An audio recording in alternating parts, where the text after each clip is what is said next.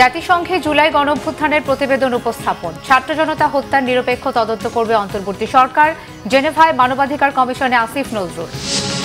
মানবতাবিরোধী অপরাধে শেখ হাসিনাকে কাঠগড়ায় দাঁড়াতেই হবে। স্কাই নিউজকে প্রধান উপদেষ্টা। আয়নাঘরকে জাদুঘরে রূপান্তর করা হবে। শেখ হাসিনার বিচারের সাথে নির্বাচনের কোনো সম্পর্ক নেই। নির্বাচিত সরকারও বিচার করতে পারবে, বললেন আমির খসরু মাহমুদ চৌধুরী। উপদেষ্টা হিসেবে শপথ নিলেন অধ্যাপক সিআর আবরার। বললেন, টালমাটাল পরিস্থিতিতে দায়িত্ব দেয়া হলেও আস্থার সংকট হবে না। গুলশানের একটি বাসায় দুর্বৃত্তদের হামলা, লুটপাট, ৩ জন কারাগারে। মব জাস্টিস বাড়ায় বিশেষজ্ঞদের উদ্বেগ। সরকারের জন্য আস্থার সংকট হতে পারে বলে শঙ্কা। দেখছিলেন ক্রাউন সিমেন্ট সংবাদ শিরোনাম। জুলাই আগস্টে ছাত্র জনতার উপর আওয়ামী লীগ পরিকল্পিত হত্যাকাণ্ড চালিয়েছে বলে জুলাই প্রতিবেদনে তুলে ধরেছেন জাতিসংঘের মানবাধিকার বিষয়ক হাই কমিশনার ভলকার তুর্ক। জুলাই আগস্টে ছাত্র জনতার উপর চালানো হত্যাকাণ্ডের বিষয়ে জেনেভায় মানবাধিকার কমিশনের সদস্য রাষ্ট্রগুলোর কাছে প্রতিবেদন তুলে ধরেন তিনি। অনুষ্ঠানে অন্তর্বর্তীকালীন সরকারের পক্ষ থেকে আইন উপদেষ্টা আসিফ নজরুল জানান, জুলাই অভ্যুত্থানে ছাত্র জনতা হত্যার নিরপেক্ষ ও স্বাধীন তদন্ত হবে। রুকনুজ্জামানের রিপোর্ট। বুধবার সুইজারল্যান্ডের জেনেভায় জাতিসংঘের মানবাধিকার কমিশনের সদস্য রাষ্ট্রগুলোর কাছে জুলাই অভ্যুত্থানের প্রতিবেদন তুলে ধরেন জাতিসংঘের মানবাধিকার কমিশন বিষয়ক হাইকমিশনার ভলকার তুর্ক। প্রতিবেদনে গত বছরের জুলাই আগস্ট মাসে তৎকালীন সরকার পরিকল্পিতভাবে হত্যাকাণ্ড চালায় বলে তুলে ধরা হয়। আওয়ামী লীগ এই হত্যাকাণ্ডের সাথে পরিকল্পিতভাবে জড়িত বলেও নিজের প্রতিবেদনে তুলে ধরেন জাতিসংঘের মানবাধিকার বিষয়ক high commissioner. It's a huge chance for the country at this pivotal time to deal with its past, to overcome its past, to reach a moment of healing and truth-telling, and that includes each and everyone within the society of Bangladesh. এরপর অন্তর্বর্তীকালীন সরকারের পক্ষ থেকে আইন উপদেষ্টা আসিফ নজরুল জুলাই হত্যাকাণ্ডের নিরপেক্ষ ও স্বাধীন তদন্ত করার কথা জানান। বিচার নিশ্চিত করতে আন্তর্জাতিক মানদণ্ডে আইন সংশোধনের কথাও জানান আইন উপদেষ্টা। Of the struggle and sacrifice of Bangladeshi people, particularly during the July uprising. The team's report rightly identifies extensive, horrendous and grave human rights violations, including extrajudicial killing, arbitrary arrest, torture, and disproportionate use of force by the ousted ruling party during July-August massacre. Although this report was a result of human rights investigation, its finding and the evidences it collected would be pivotal for the accountability process for the atrocities and crimes committed. Ladies and gentlemen, I wish to reaffirm the commitment of interim government for an impartial and credible process for Tribunal Act 1973 has already been, among other things, the amendments include redefining the offence in line with international standard. হত্যাকাণ্ডের প্রত্যক্ষদর্শীদের প্রতিনিধি হয়ে জুলাই স্মৃতি ফাউন্ডেশনের CEO মুগ্ধের ভাই স্নিগ্ধ সহ বেশ কয়েকজন তাদের অভিজ্ঞতা জাতিসংঘের মানবাধিকার কমিশনের সদস্য রাষ্ট্রগুলোর কাছে তুলে ধরেন। রুকনুজ্জামান, বাংলা ভিশন, ঢাকা। অন্তর্বর্তী সরকারের প্রধান উপদেষ্টা অধ্যাপক ডক্টর মোহাম্মদ ইউনূস বলেছেন, মানবতা বিরোধী অপরাধের অভিযোগে শেখ হাসিনাকে বিচারের মুখোমুখি হতেই হবে।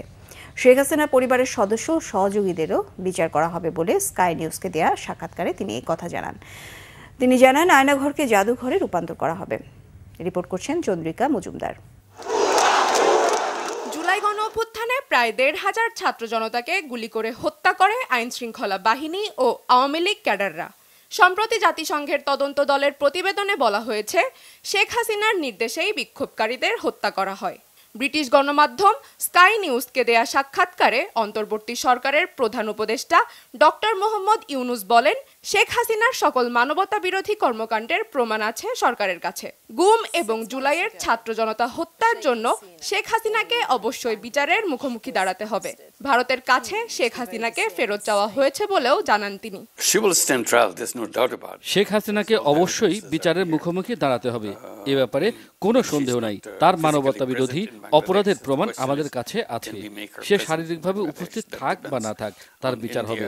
শুধু সে নয়, তাকে যারা সহযোগিতা করেছে, তার পরিবারের সদস্য, তার আশ্রিত ব্যক্তি এবং সহযোগী সবার বিচার করা হবে। বিচারের জন্য শেখ হাসিনাকে ফেরত চেয়ে আমরা ভারত সরকারকে আনুষ্ঠানিকভাবে চিঠি দিয়েছি। আমরা তাদের উত্তরের অপেক্ষায় আছি। আন্তর্জাতিক আইন অনুযায়ী দিল্লির উচিত শেখ হাসিনাকে বাংলাদেশে ফিরিয়ে দেয়া। In her presence, it will be taking place, not only her, and all the people who were associated with her. সাক্ষাৎকারে ডক্টর মোহাম্মদ ইউনূস জানান, সময় স্বল্পতার কারণে মানবতা বিরোধী অপরাধে জড়িত সবার বিচার শেষ করতে না পারলেও বিচারিক প্রক্রিয়া শুরু করবে তার সরকার। We cannot guarantee because we are. আমরা মানবতা বিরোধী অপরাধে জড়িত সবার বিচার শেষ করতে পারবো কিনা তার নিশ্চয়তা নেই, কারণ আমাদের সরকারের মেয়াদ অল্প সময়ের জন্য। তবে আমরা সবার বিচারিক প্রক্রিয়া শুরু করব। হয়তো কারো বিচার শেষ হয়ে যাবে, কারো বিচার প্রক্রিয়া চলমান থাকবে। গুমের সাথে বিগত সরকারের সবাই জড়িত, ফলে কারা অতি উৎসাহী হয়ে এই কাজ করেছে, কারা আদেশ পালন করেছে, আর কারা ইচ্ছা না থাকা সত্ত্বেও এই কাজ করতে বাধ্য হয়েছে তা আলাদা করা কঠিন। এজন্যই বিচার কাজে কিছুটা দেরি হচ্ছে। প্রধান উপদেষ্টা আরো জানান, শেখ হাসিনার ফ্যাসিবাদী সরকারের তৈরি আয়নাঘরগুলোকে জাদুঘরে রূপান্তর করা হবে। আয়নাঘরকে শুধু মর্মন্তুদ বললে পুরোটা বোঝানো যাবে না। একজন মানুষ আরেকজন মানুষকে কিভাবে নির্জন প্রকোষ্ঠে বন্দী করে রাখতে পারে, নির্যাতন করতে পারে, এটা ভাষায় প্রকাশ করা যায় না। আয়নাঘরগুলো সেনাবাহিনী এবং পুলিশ এরিয়াতে অবস্থিত। মানুষের বিরূপ প্রতিক্রিয়ার ভয়ে এগুলো তারা এখনো উন্মুক্ত করে দেয়নি। তবে আমরা আয়নাঘরগুলোকে জাদুঘরে রূপান্তর করব, যাতে মানুষ সেগুলো দেখতে পারে। রোহিঙ্গা শিবিরে নানা ধরনের অপরাধ হচ্ছে বলেও জানান প্রধান উপদেষ্টা। আগামীতে রোহিঙ্গা অনুপ্রবেশ ঠেকাতে পদক্ষেপ নিতে মিয়ানমারের প্রতি আহ্বান জানান তিনি। Chandrika Majumdar, Bangla Vision, news desk.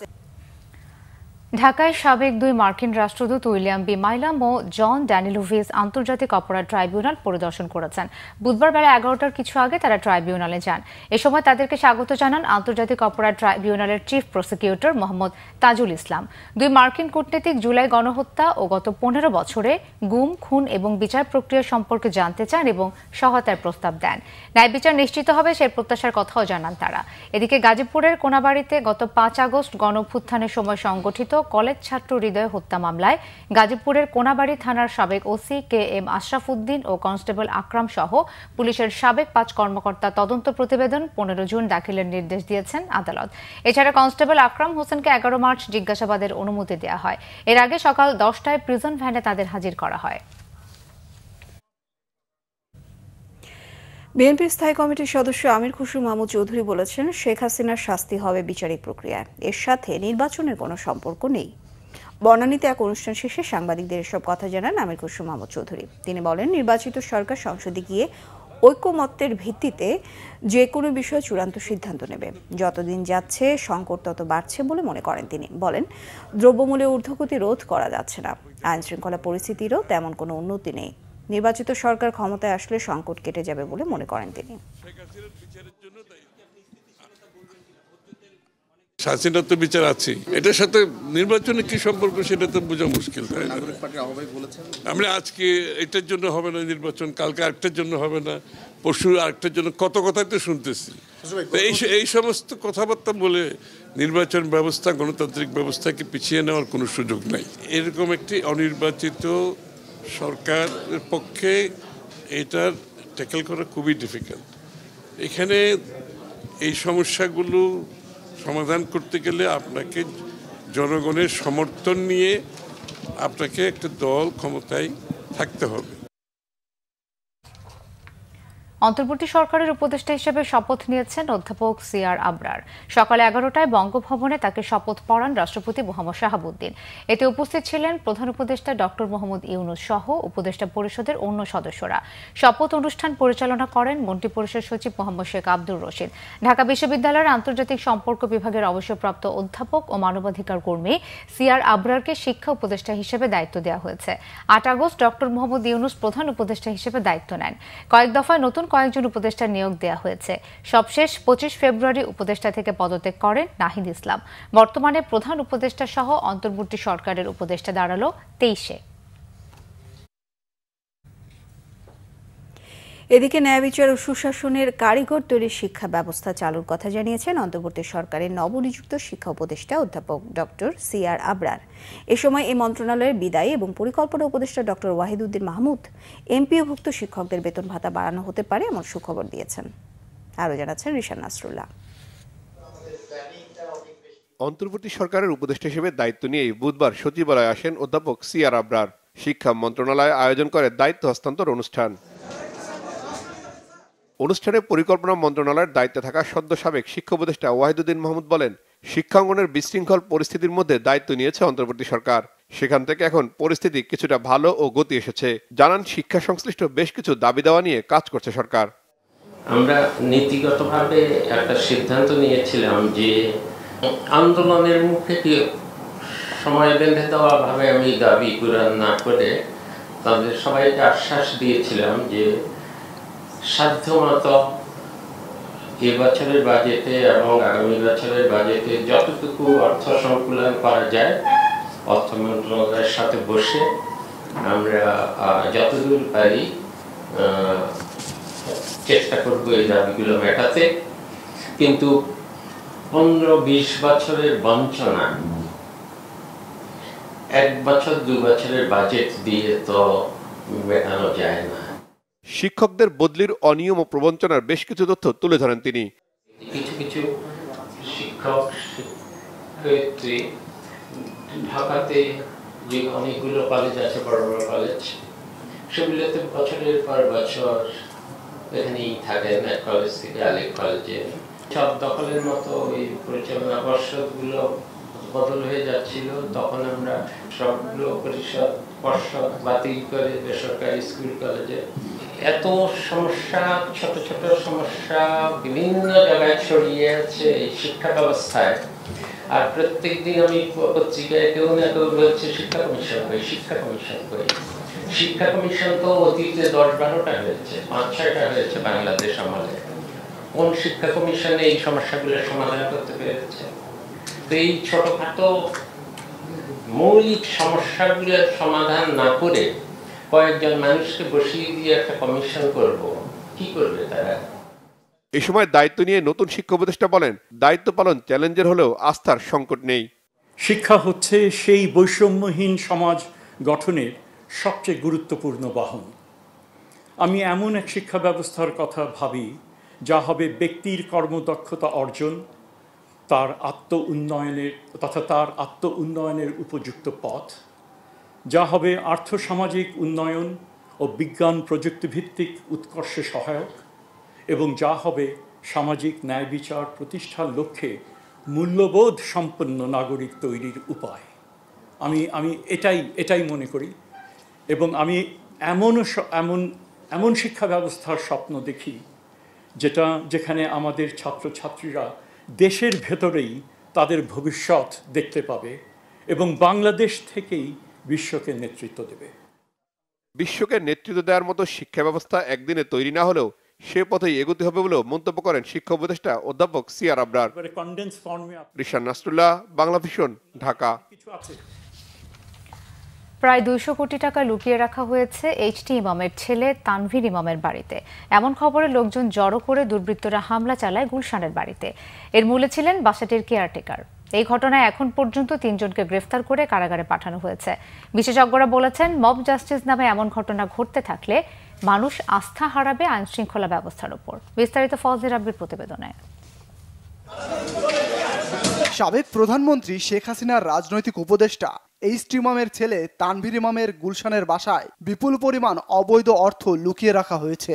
মঙ্গলবার রাত 10টার দিকে এমন খবর আসতে থাকে বিভিন্ন গণমাধ্যম কর্মীদের মুঠোফোনে।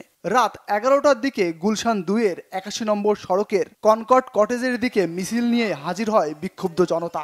এক পর্যায়ে বাড়ির সামনে গিয়ে মূল ফটক ভেঙে ভেতরে প্রবেশ করেন তারা। এরপর চালানো হয় লুটপাট ও বাড়ি ভাঙচুর।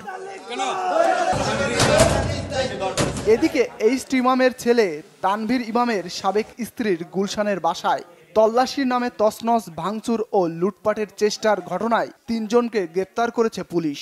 রাজধানীর কূটনৈতিক পাড়াখ্যাত গুলশান এলাকায় এমন ঘটনা জন্ম দিচ্ছে নানান প্রশ্নের। তল্লাশির নামে এমন লুটপাটের ঘটনায় আইন শৃঙ্খলা বাহিনী কোনোভাবেই দায় এড়াতে পারে না বলে মনে করেন এই নিরাপত্তা বিশ্লেষক।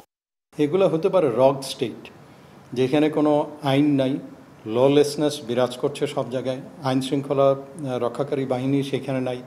সেই রকম একটা দেশে এই রকম কাজ হতে পারে, কিন্তু বাংলাদেশের মতো একটা দেশে, গণতান্ত্রিক দেশে, যেখানে পৃথিবীর ওয়ান অফ দ্য বেস্ট সম্মানিত ব্যক্তি, সবচেয়ে ভালো ব্যক্তি এখন রাষ্ট্র ক্ষমতায়, ডক্টর মোহাম্মদ ইউনূস, সেই রকম একটা দেশে এইরকম মব জাস্টিস হবে এটা কোনোভাবেই গ্রহণযোগ্য নয়। তার মতে মব জাস্টিসের নামে এমন ঘটনা ঘটতে থাকলে বাড়বে অপরাধ, আস্থা হারাবে আইন শৃঙ্খলা বাহিনী। এখন যদি এটা চলমান থাকে, এটাকে আমি বলবো যে এটা আইন শৃঙ্খলা রক্ষাকারী বাহিনীর অথবা যারা এটার দেখভাল করছেন তাদের প্রত্যেকের এর দায়ভার নিতে হবে। কোনোভাবেই এটাকে গ্রহণযোগ্য বলা যাবে না। দীর্ঘদিন ধরে বিচারহীনতার সংস্কৃতি চলতে থাকায় বাড়ছে মব জাস্টিসের ঘটনা। সরকার অতি দ্রুত ব্যবস্থা না নিলে আস্থা হারাবে তারা, এমনটাই মত এই নিরাপত্তা বিশ্লেষকের। বিশেষ করে আইন শৃঙ্খলা রক্ষার ক্ষেত্রে। ফজলে রাব্বি, বাংলা ভিশন, ঢাকা। অবস্থাতেই যুক্তরাষ্ট্র চীন বাণিজ্য দ্বন্দ্বের বাইরে মার্কিন প্রেসিডেন্ট ডোনাল্ড ট্রাম্পের বাণিজ্য নীতি দেশের তৈরি পোশাক মালিকদের বড় করে স্বপ্ন দেখাচ্ছে। বিশ্লেষকদের মতে মার্কিন নীতি তৈরি পোশাক খাতকে সুবিধাজনক অবস্থানে নিতে পারে। এরপরও মার্কিন নীতিতে বিশেষ নজর রাখতে হবে বাংলাদেশের পররাষ্ট্র ও বাণিজ্য মন্ত্রণালয়কে। আরও জানাচ্ছেন গোলাম ময়নুল আহসান। 2024 সালে বাংলাদেশের তৈরি পোশাক রপ্তানি হয়েছে 38.48 বিলিয়ন মার্কিন ডলারের। এর মধ্যে শুধু মার্কিন বাজারে পোশাক রপ্তানি হয়েছে 7.2 বিলিয়ন ডলার। এটি একক কোনো দেশ হিসেবে সর্বোচ্চ। আর দেশের মোট পোশাক রপ্তানির প্রায় 19% মার্কিন বাজারে হয়। তৈরি পোশাক মালিকদের জন্য যুক্তরাষ্ট্র সবসময় গুরুত্বপূর্ণ। এমন বাস্তবতায় ট্রাম্প দ্বিতীয়বার ক্ষমতায় আসায় বিশ্ব বাণিজ্য নতুন করে মোড় নিচ্ছে। ট্রাম্পের সাম্প্রতিক যে বক্তব্য বা যে পদক্ষেপ তিনি নিচ্ছেন, বাণিজ্যিক যে পদক্ষেপগুলি নিচ্ছেন, এগুলি বাংলাদেশের জন্য অনেকটা আমরা মনে করি ফেভারেবল। কারণ অন্য দেশগুলি যখন বাধার মুখে থাকবে বা ডিউটি বেড়ে যাবে, তখন কিন্তু বাংলাদেশে কিন্তু এই ডিউটি স্ট্রাকচার বাড়ানো বা এই ধরনের কোনো পরিকল্পনা ট্রাম্পের নেই। তো ফলে বাংলাদেশের জন্য কিন্তু সুযোগ, আমাদের কাছে মনে হতে পারে যে সেটা বাংলাদেশের জন্য প্রতিযোগিতার সুযোগ করে দিচ্ছে।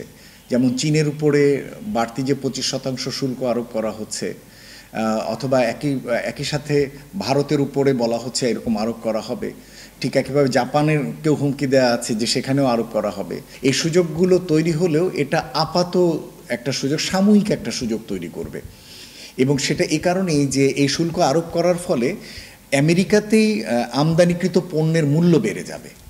বিকেএমের সভাপতি দাবি করছেন বাংলাদেশের পোশাক রপ্তানির সক্ষমতা প্রতিযোগী দেশের চেয়ে বেশি। ইন্ডিয়া এবং ভিয়েতনামের চেয়ে অনেক বেশি ডিউটি দিয়ে বর্তমানে মার্কিন বাজারে কিন্তু প্রবেশ করছে, অর্থাৎ 16.5%, যেখানে ইন্ডিয়ার হচ্ছে 6.5% এবং ভিয়েতনামের হচ্ছে 5.5%। তো বাংলাদেশ সেখানে 16.5 দিয়েই কিন্তু সেখানে কম্পিট করছে। তো এখন যখন চায়না সহ অন্যান্য দেশগুলি, ইউরোপিয়ান কান্ট্রিগুলির উপর যে ডিউটি স্ট্রাকচার নতুন করে দিচ্ছে ট্রাম্প, এটা বাংলাদেশের জন্য সুযোগ। তবে বিশ্লেষকরা মার্কিন শুল্ক নীতির উপর সরকারের দায়িত্বশীল মন্ত্রণালয়ের নজর রাখার পরামর্শ দিচ্ছেন। শুধু অন্য দেশের জন্য না, সেটা বাংলাদেশের জন্য কি ধরনের উদ্যোগ নিতে যাচ্ছে সেটাও আসলে এখানে একটা গুরুত্বপূর্ণ দিক, যেটা নজরে রাখা দরকার আছে। এবং এক্ষেত্রে আমাদের কাছে মনে হয় যে পররাষ্ট্র মন্ত্রণালয়, বাণিজ্য মন্ত্রণালয়, তাদের বিশেষ উদ্যোগ থাকা দরকার যে কোন কোন ধরনের উদ্যোগগুলো আগামী দিনে আসছে এবং সেটার প্রেক্ষাপটে আমাদের করণীয় কি, সেই বিষয়গুলো তারা যাতে নিয়মিত পর্যবেক্ষণে রাখেন। মার্কিন শুল্ক নীতি দেশটিতে মূল্যস্ফীতি বাড়াতে পারে বলেও মনে করেন বিশ্লেষকরা। গোলাম ময়নুল্লাহ হাসান, বাংলা ভিশন, ঢাকা। জাতীয় রাজস্ব board NBR chairman Abdur Rahman Khan জানিয়েছেন, পোশাক খাত সহ দীর্ঘদিন যেসব খাত ট্যাক্স সুবিধা পেয়ে আসছে, এবার সেসব খাতে করের হার বাড়বে। ব্যবসায় ট্যাক্স ছাড় দিলে জনগণ সুবিধা পায় না, অনেক ক্ষেত্রে ব্যবসায়ীদের পকেটে যায় বলেও মন্তব্য করেন এনবিআর চেয়ারম্যান। বুধবার এনবিআর ভবনে প্রাক বাজেট আলোচনায় এসব কথা বলেন তিনি। এ সময় ব্যবসায়ীরা, প্রতিনিধিরা আগামী বাজেটে ব্যবসা বান্ধব করনীতি গ্রহণ সহ বেশ কিছু সুপারিশ তুলে ধরেন। এনবিআর এর চেয়ারম্যান আরও বলেন, বছরের পর বছর শুধু কর সুবিধা নিয়ে কিছু ব্যবসা পরিচালনা হয়ে আসছে, সময় শেষ হলে কর সুবিধা বাড়ানোর আবেদন করে। তবে যারা এতদিন কর সুবিধা নিয়ে আসছে তাদের এই সুযোগ ধীরে ধীরে তুলে দেয়া হবে, যা আগামী বাজেটে অনেকটাই দৃশ্যমান হবে। জমজমাট রাজধানীর খিলগাঁও এলাকার ইফতার বাজার। বিভিন্ন রেস্টুরেন্ট ঘুরে হালিম, জিলাপি আর কাবাবকে পছন্দের তালিকায় রাখছেন ক্রেতারা। দরদাম নিয়ে মিশ্র প্রতিক্রিয়া তাদের। তবে ব্যবসায়ীরা জানান দাম একটু বেশি হলেও পরিচ্ছন্ন আর স্বাস্থ্যসম্মত ইফতার সরবরাহের জন্য এখানকার ইফতারের সুনাম রয়েছে। ওবায়দুল্লাহ মামুনের প্রতিবেদন। রাজধানীর খিলগাঁও তালতলা এলাকা ভোজন রসিকদের আড্ডাখানা হিসেবে পরিচিত। রাস্তার দুপাশ জুড়ে সারি সারি আধুনিক হোটেল, রেস্তোরাঁ আর ক্যাফে। রোজায় এসব হোটেল রেস্তোরাঁ বন্ধ, তাই বিকেলে হরেক রকম মুখরোচক ইফতারের পসরা সাজিয়ে বসেন ব্যবসায়ীরা। রোজার সময় মালিবাগ চৌধুরীপাড়ার পল্লিমা সংসদ থেকে তালতলা মার্কেট পর্যন্ত জমজমাট হয়ে ওঠে ইফতার বাজার। এমনিতেই ভোজন রসিকদের কাছে জায়গাটি প্রিয়। রোজায়ও এখানকার ইফতার বাজার গমগম করতে থাকে। রাজধানীর নামিদামি হোটেল, রেস্তোরাঁ, ফাস্টফুডের আউটলেটে এ সময় থাকে বাহারি সব ইফতার। নানারকম ভাজাপুরির পাশাপাশি হালিম আর জিলাপির চাহিদা বেশ। তার হাইজেনিক মেনটেন করে এবং তার গুণগত মান এবং সেটা হচ্ছে প্যালেটেবল হয়, সুস্বাদু হয়। আমাদের কাছে যেন আমার ফ্যামিলির সবাই, বিশেষ করে হালিমটা আমাদের খুব পছন্দ।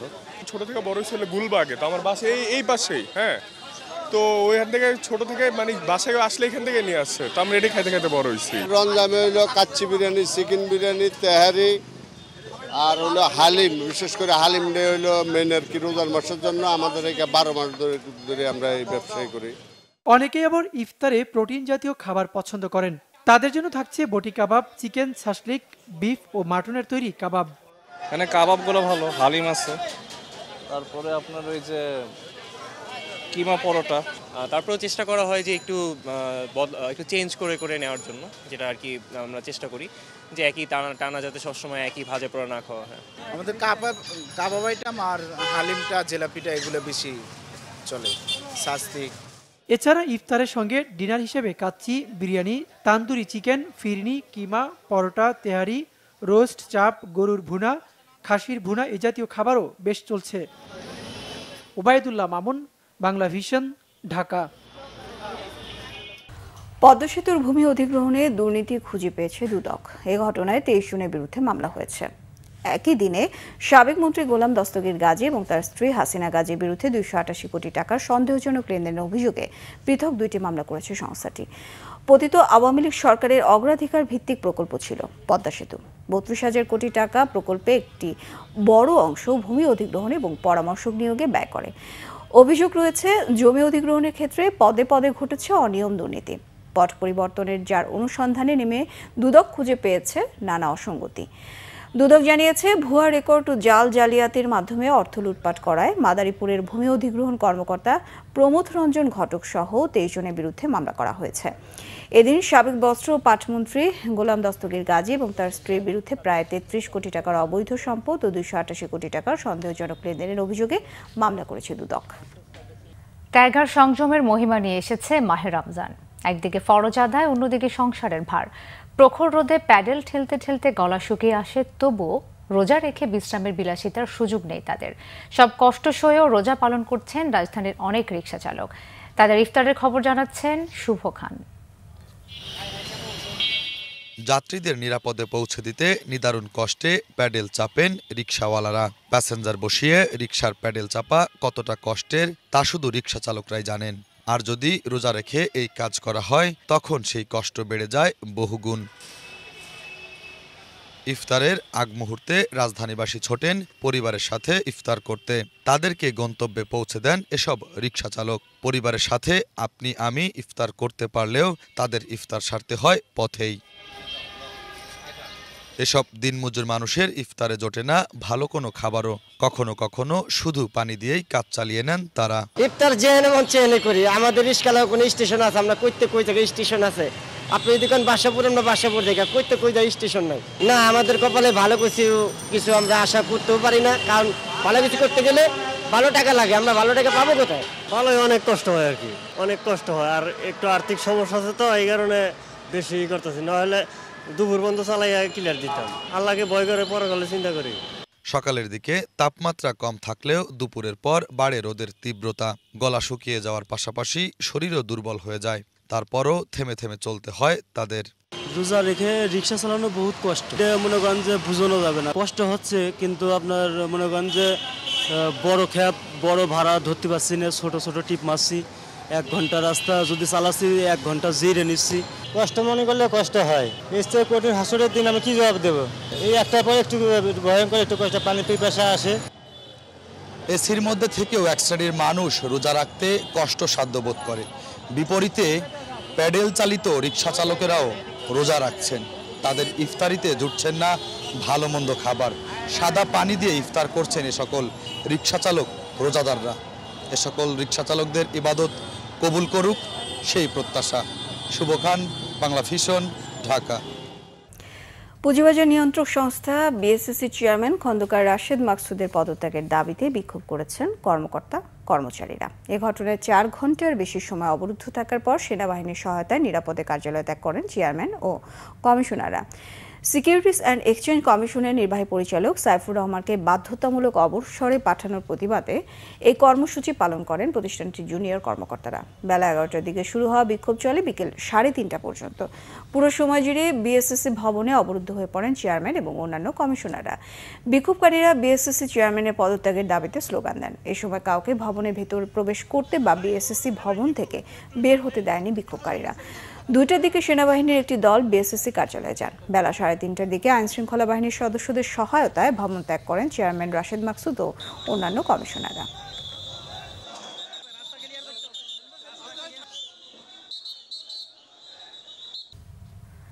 বাহারি পোশাকে সেজেছে রাজধানীর বিপণী বিতানগুলো। ভিড় এড়াতে আগেভাগে কেনাকাটা সেরেও নিচ্ছেন অনেকেই। ভারতীয় শাড়ি, থ্রি-পিস ও হাতের কাজের পোশাকের চাহিদা সবচেয়ে বেশি। তবে ক্রেতাদের অভিযোগ গেল বছরের তুলনায় দাম কিছুটা বেশি। বিস্তারিত ফজলি রাব্বির প্রতিবেদনে। রাজধানীর গাউসিয়া মার্কেট, অল্প দামে পোশাক কিনতে যেখানে জড়ো হয় সব শ্রেণী পেশার মানুষ। বাহারি কারুকাজ, হাতের নকশা কিংবা ব্লক, নানান ডিজাইন ও রঙের কাপড়ে সেজেছে বিপণী বিতানগুলো। কেনাকাটা শুরু হয়ে গেছে ঈদ উল ফিতরের আমেজ। ঈদকে সামনে রেখে নতুন নতুন কালেকশন এসেছে বিপণী বিতানগুলোতে। সবচেয়ে বেশি বিক্রি হচ্ছে ভারতীয় শাড়ি ও থ্রি-পিস। যদিও ঈদের কেনাকাটা এখনো পুরো দমে জমেনি। দোকানিদের আশা 10 রোজা পার হলে বাড়বে বেচা বিক্রি।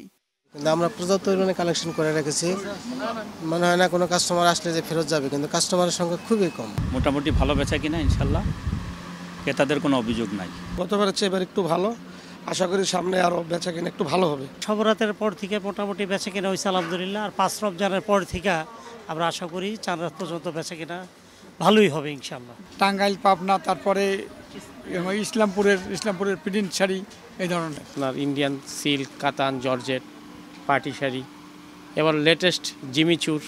সামনে গরম, তাই পোশাকে সুতি কাপড়ের রাজত্ব। শেষ মুহূর্তের ভিড়ভাট্টা এড়াতে আগেভাগেই কেনাকাটা সারছেন অনেকে। দাম নিয়ে ক্রেতাদের মধ্যে আছে মিশ্র প্রতিক্রিয়া। দাম একটু এবার বেশি। 2 বাচ্চা আছে, বাচ্চার জন্য কিনেছি, এখন ওয়াইফের জন্য কিনবো, তারপরে যদি পারি আমার জন্য কিনবো আর কি।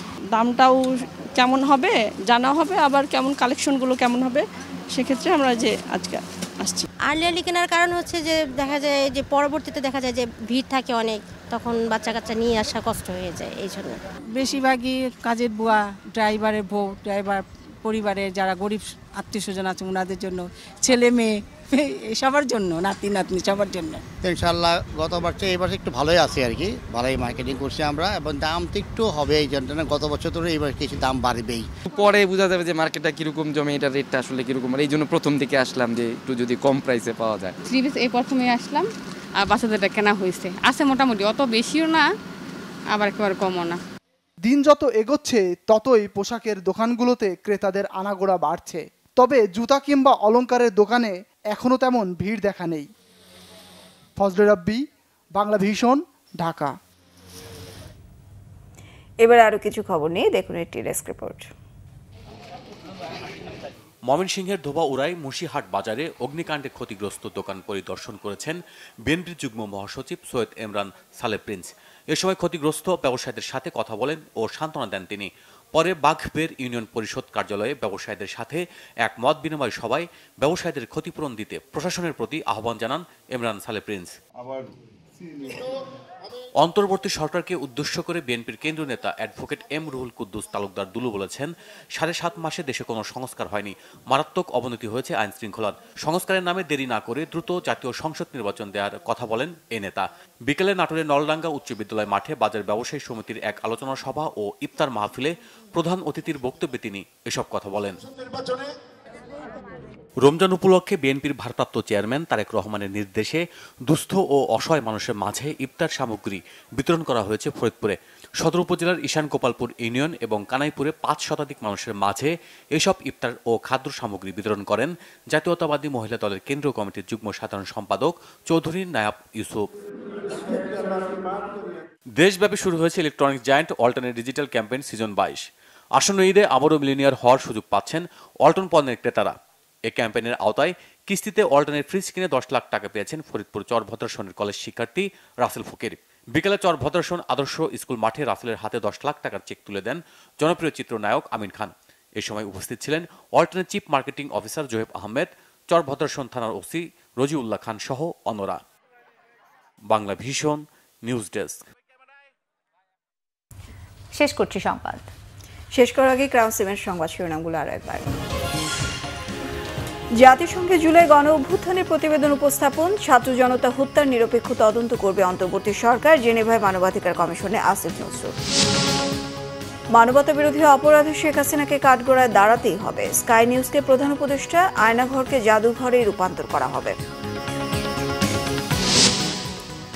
শেখ হাসিনার বিচারের সাথে নির্বাচনের কোনো সম্পর্ক নেই, নির্বাচিত সরকারও বিচার করতে পারবে বললেন আমির খসরু মাহমুদ চৌধুরী।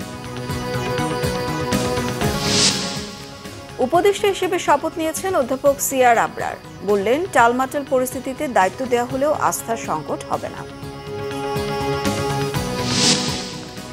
গুলশানের একটি বাসায় দুর্বৃত্তদের হামলা, লুটপাট, 3 জন কারাগারে, মব জাস্টিস বাড়ায় বিশেষজ্ঞদের উদ্বেগ, সরকারের জন্য আস্থার সংকট হতে পারে বলে শঙ্কা। এই ছিল এখনকার মতো, পরের সংবাদ রাত 1টায় দেখার আমন্ত্রণ রইল।